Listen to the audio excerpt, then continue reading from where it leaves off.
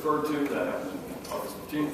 We had not yet broken the lake with gold. We had our basically last monthly trade surplus. And it was shocking, in fact, over the summer. And the whole perfect when it does. Good. If it's not too much trouble for the cameras, I'll wander a little bit, but not much. It's such a long distance from here to there. So there we were. We were the world's #1 creditor nation. And joining the government, I mean, that was the world I assumed was going to continue. And it ended before I got my first paycheck almost. And it's never been that way again. And that was 40 years ago. We've had 40 years, 8 administrations, Republicans and Democrats. We haven't addressed the problems that caused those actions by President Nixon in the summer of 1971. So part of what I want to address is, what can we do about it? And I have to, as the older you get, the more impatient you are. You don't want to spend your time doing little stuff anymore, right? I want to do a couple of big things. And that's what I'm going to offer you today. I call these the twin misalignments. And the important thing is to interact. We all know, when you get to the polls, 75% of Americans say we're headed in the wrong direction. That's pretty decisive. So when you're headed in the wrong direction, you basically need to change. What are we going to do to change? What is our strategy to deal with the chronic trade imbalance? I agree totally with Pat. I think it's a basic tenet of CPA that the biggest single economic problem that we have today is this 40-year unaddressed trade imbalance. So how do we deal with this? I would argue, let's start by looking at these 2 big misalignments that together make our trade deficit more of a structural problem than it is a cyclical problem. Obviously, we have cyclical issues. That's what we learned in the summer of '71. We were told, hey, don't worry about the trade deficit. It's just a sign of how strong the American economy is. We're growing stronger than the rest of the world, so it's natural that we have a trade deficit. Okay, well, that was 40 years ago, and many trillions of dollars of deficits, and that means trillions of dollars of foreign borrowing that's going to finance your trade deficit. Right? Foreigners end up with dollars that are claims on what we can make in the future and what we own. Right? They have a right to that. That's part of the deal that we've been making over these 40 years. So what can we do about it? First thing is, let's understand what these problems are. Currency misalignment. This is a little bit cramped.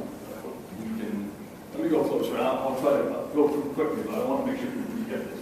We have not responded in any significant way to this persistent problem. We've tried everything, and you're here right now in the Congress. Oh, we need to try some of these things.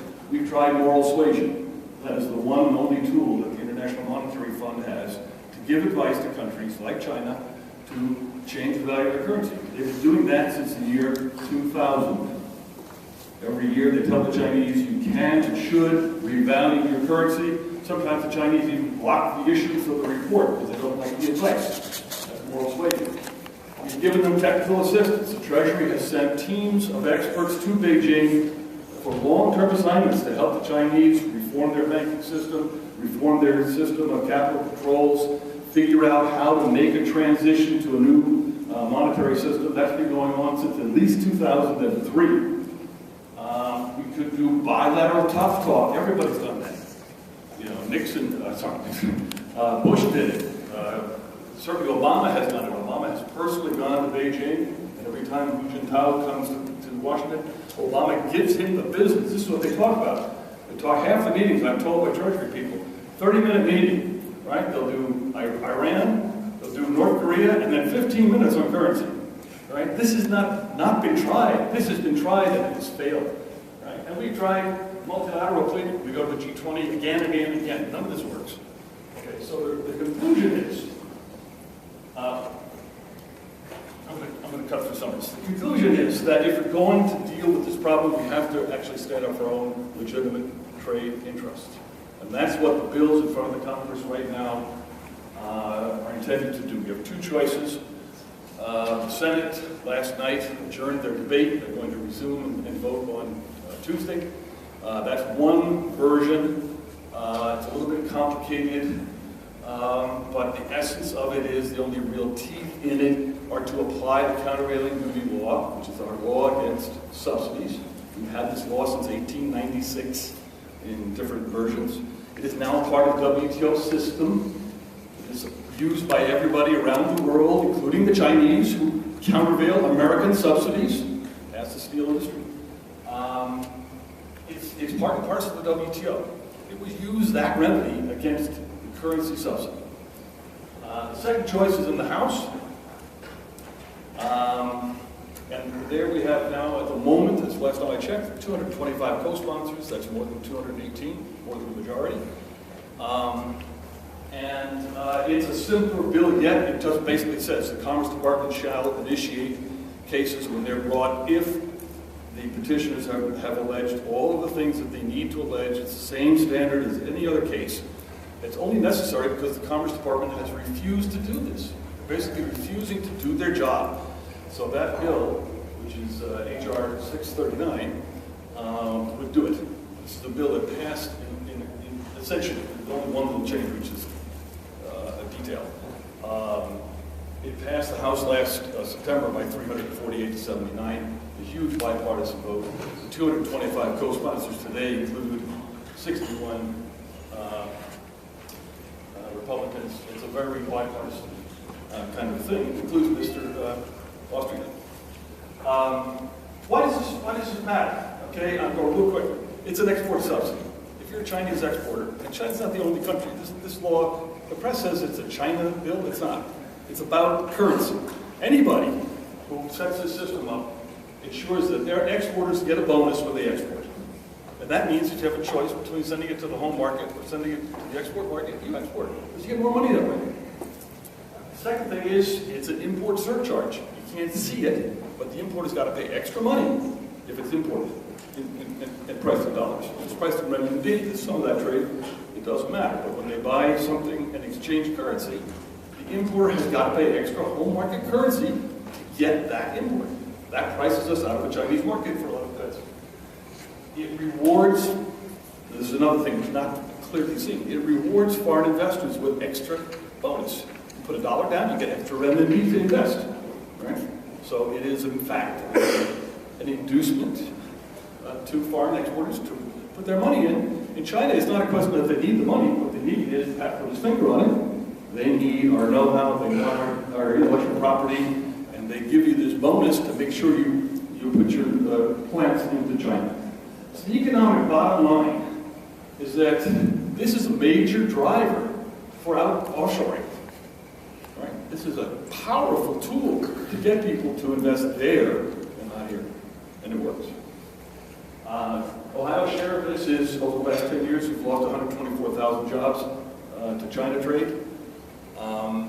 And as pointed out by a number of the speakers, there's a big multiplier. When you lose a manufacturing job, you lose other jobs in the communities. I think you all know that. Many of you are depending upon the continuation of manufacturing. But as manufacturing shrinks, you lose a lot of other things too. And the political bottom line, I think this is really important. The political bottom line is the United States has failed to stand up for its own national interests. You know, China says to us, these matters are within the national sovereignty. You're not going to tell us what to do. But they're presuming to tell us what to do. They're basically telling us, this is the pressure on the Congress right now, we should not enforce the law against China. We have legitimate rights. Legally, we're the right, they're the wrong. By not standing up for our rights, we convey weakness which harms us on every other issue. It's not just about currency, but when we go with arguments about intellectual property protection, say, well, what's the fear from the Americans? All they do is talk. They never act. And then if you believe in the rule of law, as I do, as President Reagan did, as we thought the Chinese were buying into when they became part of the WTO system, if you believe in the rule of law, you don't make excuses for scofflaws. And that's what we're doing right now. It's what's happening in the Congress. China is getting a free ride because of the bullet. And I think it's our own problem because we've not been effective in standing up for our own rights. So it's time. It's time that is that better? Sorry. I really hate to do this. It's time that the American people express their anger. That's not, I mean, anger and outrage don't really get you very far. The point is that the people have got to lead the politicians.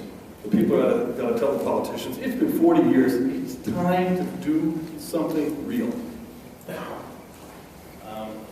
So, send a message. CPA helps you if you go to the website, www.prosperousamerica.org. There's easy ways for you to do this. You can send a message to those people, including Senator Brown, and if we're right, 10 of your House members, 5 Republicans and 5 Democrats, they're on these bills. You can thank them. That's an important part of politics. And for the others, including Mr. Boehner, who won't take a position, I mean, asking him to co-sponsor a bill is pointless. But it's his decision, largely, whether to bring this bill to a vote. And he needs to know that the people back home and the people across the country are united in wanting a vote for effective currency legislation. And we give you the tools on the website to do that easily.